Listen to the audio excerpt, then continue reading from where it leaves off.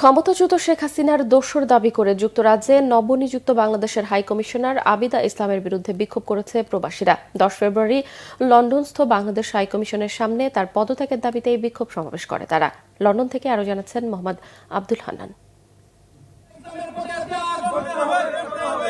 27 জানুয়ারি আবিদা ইসলাম যুক্তরাজ্য এবং Republic of আয়ারল্যান্ডের বাংলাদেশের হাই কমিশনার হিসেবে যোগ দেন।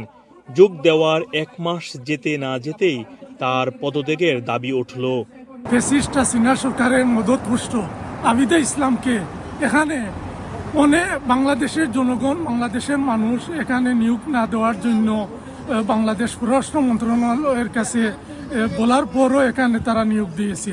উনাকে একটা মিশনে পাঠানো হয়েছে এখানে, কারণ বাংলাদেশের যে ইন্টেরিয়র গভর্নমেন্ট আছেন, পররাষ্ট্র উপদেষ্টা, জানি না উনি কার সারভাইভ করতেছেন। কারণ উনি যদি বাংলাদেশের ছাত্র জনতার যে অভ্যুত্থানের পক্ষের হতেন তাহলে তিনি আবিদা ইসলামকে এখানে অ্যাপয়েন্টমেন্ট করতেন না। শেখ হাসিনার পায়ে সালাম করে যিনি আওয়ামী লীগের সময় যিনি হাই কমিশনার হয়েছিলেন, সেই হাই কমিশনারকে কেমন করে এই বাংলাদেশের বর্তমান পররাষ্ট্রনীতি উনাকে এই হাই কমিশনার আবিদা ইসলামকে এখানে নিয়োগ দেয়। আবিদা ইসলাম লন্ডনে যোগদান করার আগে মেক্সিকোতে বাংলাদেশের রাষ্ট্রদূত হিসেবে দায়িত্ব পালন করেন। সেখানে হাই কমিশনকে আওয়ামী লীগের অফিস হিসেবে গড়ে তোলার পাশাপাশি বাংলাদেশি মানুষের টাকায় শেখ মুজিবের ভাস্কর্য তৈরির অভিযোগ তোলা হয়।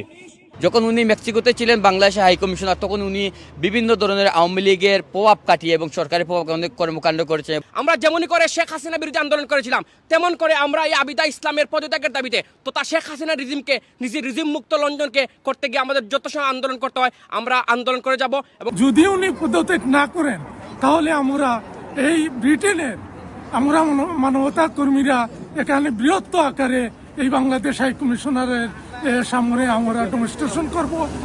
যুক্তরাজ্যের কয়েকটি মানবাধিকার সংগঠন এটির আয়োজন করে। বাংলাদেশ সরকার যদি আবিদা ইসলামকে দ্রুত ফিরিয়ে না নেন বা তিনি পদত্যাগ না করেন তাহলে আরও কঠোর আন্দোলনের হুঁশিয়ারি দিলেন বিক্ষোভে আসা প্রবাসী বাংলাদেশিরা। মোহাম্মদ আব্দুল হান্নান, বাংলা ভিশন, যুক্তরাজ্য।